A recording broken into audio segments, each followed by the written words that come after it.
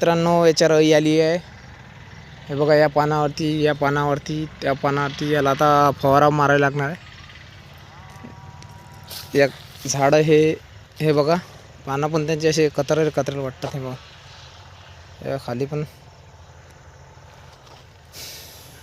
तर आता मी चाललो पुढे तसे मी व्हिडिओ काढतो तसे मला सफरचंदामध्ये दिसत आहेत.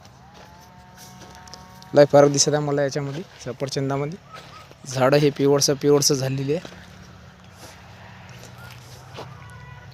हे बघा, हे झाड कसं झालेलं आहे, एकदम जबर फांद्या बघा त्याच्यात. झाड पण बघा कसं झालेलं आहे, परफेक्ट पैकी. हे बघा, वेगळंच झाड आहे.